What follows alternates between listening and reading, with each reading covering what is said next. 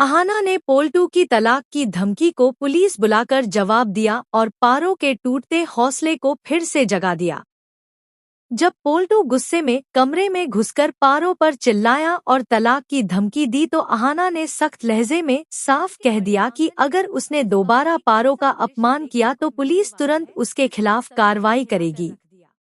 दुर्गा माँ ने भी अहाना का साथ दिया और कहा कि बेटा होना किसी को अपराध करने का लाइसेंस नहीं है। बुआ जी ने इसे अहाना की सिखाई साजिश बताकर घर टूटने की भविष्यवाणी की, लेकिन अहाना डटी रही और बोली कि औरत का सम्मान करना हर किसी की जिम्मेदारी है। कुछ दिनों बाद जब पोल्टू ने फिर तलाक की धमकी दी तो अहाना ने मोबाइल उठाकर पुलिस को कॉल कर दिया और थोड़ी देर में पुलिस हवेली में दाखिल हुई। इंस्पेक्टर ने सख्त चेतावनी दी कि अगर किसी ने अपनी पत्नी को सताया या हाथ उठाया तो अगली बार सीधा केस दर्ज होगा। पारो के आंसू थम गए और दुर्गा माँ ने गर्व से अहाना का हाथ पकड़कर कहा कि अब यह घर औरत की बेइज्जती सहन नहीं करेगा। पारो ने रोते हुए अहाना को गले लगाया और कहा कि अगर वह नहीं होती तो उसका जीवन टूट जाता, लेकिन अहाना ने उसे हिम्मत और जीने का हक लौटाया। दूसरी ओर पोल्टू के दिल में बदले की आग धधक रही थी और उसने मन ही मन कसम खाई कि यह लड़ाई अभी खत्म नहीं हुई है। पोल्टू और पीशी मुनि ने मिलकर नई चाल चली और मोहल्ले में अफवाहें फैला दी कि अहाना ने झूठे इल्जाम लगाकर खानदान की बदनामी की है।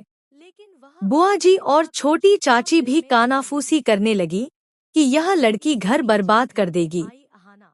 लेकिन इस बार पारो चुप नहीं रही और उसने सबके सामने सच बोल दिया कि पोल्टू ने ही उसे रोज ताने दिए और यातनाएं दी। इसी बीच अहाना को जवाहर नवोदय एग्जाम में टॉप करने की खुशखबरी मिली और उसने दुर्गा माँ से कहा कि उसकी मेहनत रंग लाई। दुर्गा माँ ने उसे गले लगाकर कहा कि उसने हर जंग जीत ली है। अर्जुन ने उलझन में पूछा कि वह इतना बड़ा रिस्क क्यों लेती है, तो अहाना ने दृढ़ स्वर में कहा कि औरतों के हक और सच्चाई की लड़ाई लड़ना ही उसका फर्ज है। पहले जब उसने फूड फेस्टिवल में भेष बदलकर इनाम जीता था और पोल्टू व ठाकुर जी ने उस ट्रॉफी को तोड़कर जला दिया था, उस अपमान ने ही उसे और मजबूत बनाया था। आज पुलिस बुलाकर उसने फिर साबित कर दिया कि औरत की हिम्मत किसी भी जुल्म से बड़ी होती है।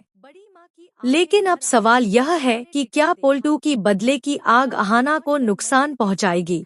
क्या ठाकुर जी और बुआ जी की साजिशें उजागर होंगी? क्या अर्जुन उलझन छोड़कर अहाना का साथ देगा और क्या पारो अपनी नई हिम्मत बरकरार रख पाएगी? यही सस्पेंस इस कहानी को सबसे दमदार बनाता है।